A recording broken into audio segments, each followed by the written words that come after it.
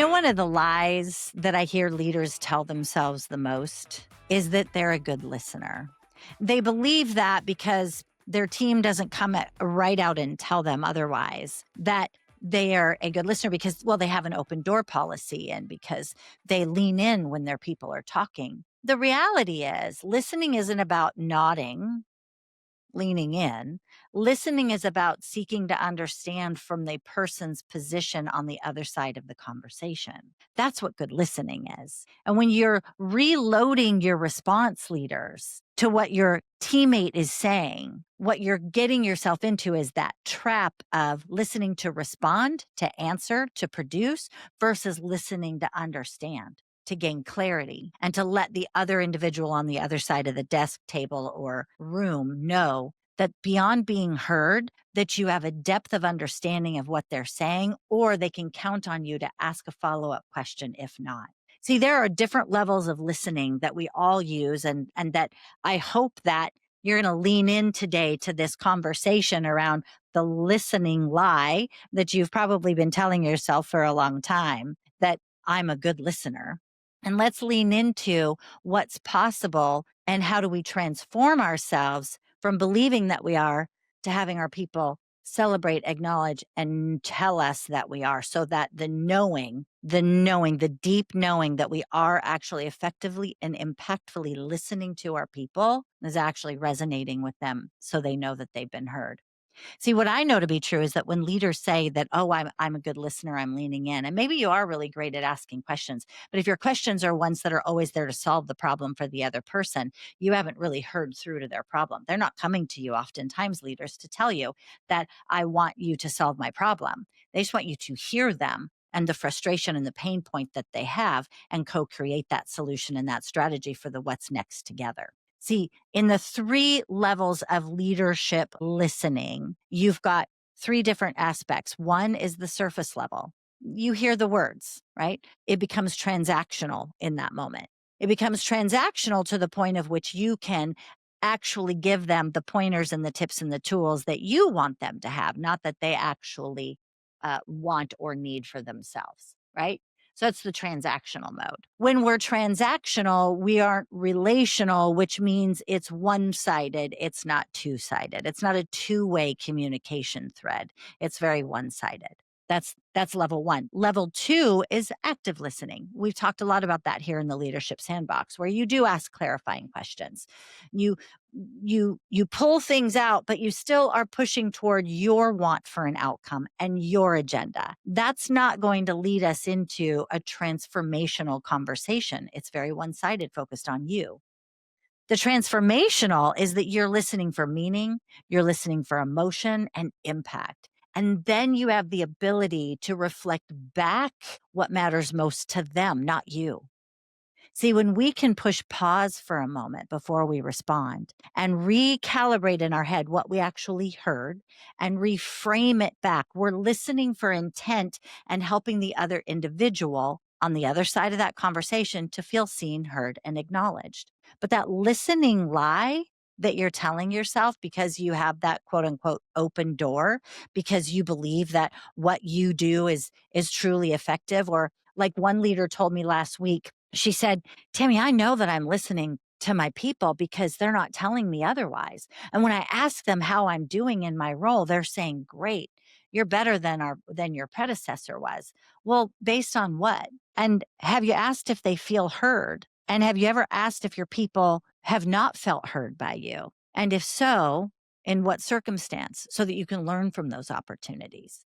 See, listening isn't a checkbox. It's not about checking the boxes that you actually heard what somebody said based on the words that they said. It's actually checking the box with them to ensure they know that you heard them. When we tell ourselves that we're a good listener because we have an open door, when we tell ourselves that we're a good listener because our people always come to us to tell us what's going on and I help them, that doesn't mean you're a listener. It means that you're a fixer.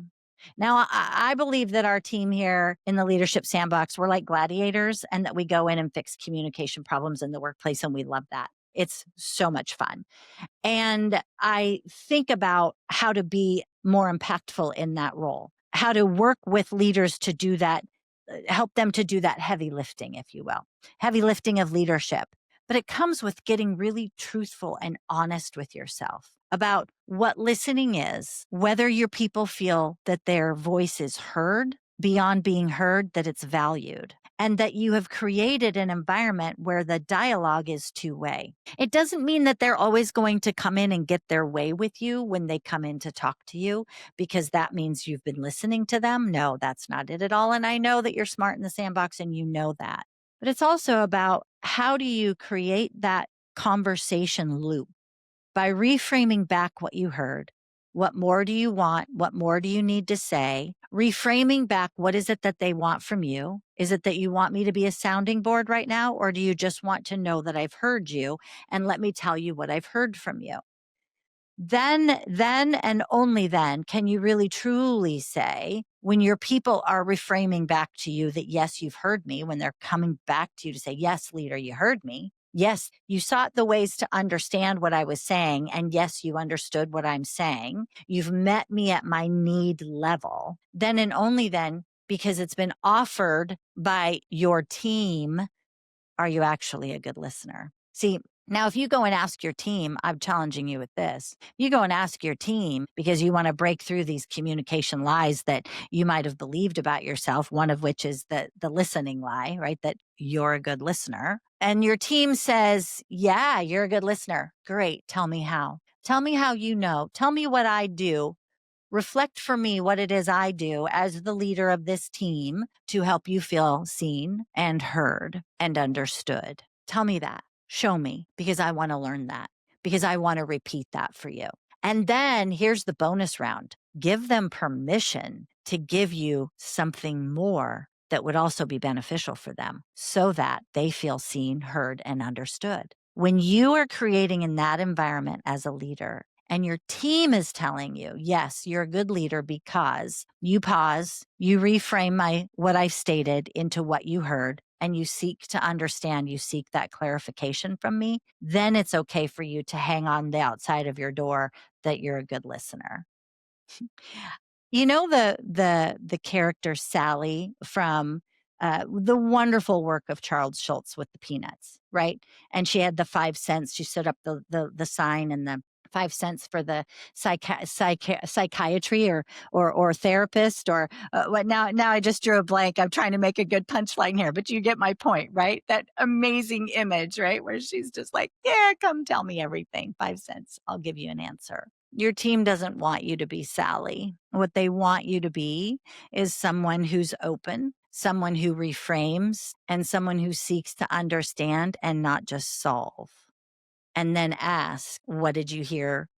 Or tell them what you heard. Goes both ways. That's how we know that it isn't just about bringing voice, right? That their voice, that someone's voice was just heard. It's really that what was heard was also valued. So when you go into a conversation with the idea that I'm a good listener, I want to invite you to go back to the 3 active levels of listening, but I want you to land on that transformational one, where the transformation comes from reflecting back what you heard, asking for that point of clarification if you need it, and offering that they come up with their own solution, or you can co-create it together. Seek to understand. Super simple. That's how we know we're a good listener, when we're seeking to understand and then reframing back. But really, the best way to know is when your team can tell you specifically what you do that helps them to feel seen, heard, and understood. That's it in the sandbox today. Be careful with those tricky little communication lies, leader. They're the trip hazards in your path. They're the speed bumps that are slowing you down or taking out the front end of your car. Either way, just go over them carefully, I guess. All right, friends. Hey, make it a great day. We'll see you next week in the sandbox. God bless. Culture doesn't change alone, and neither should you. Did this episode resonate with you? We'd love if you'd give it a like and a share. Be a part in helping us spread our reach to other leaders who could benefit from hearing this message. Also, subscribe to this podcast so you can continue to gain great leadership content weekly. Until next time, we'll see you in the sandbox.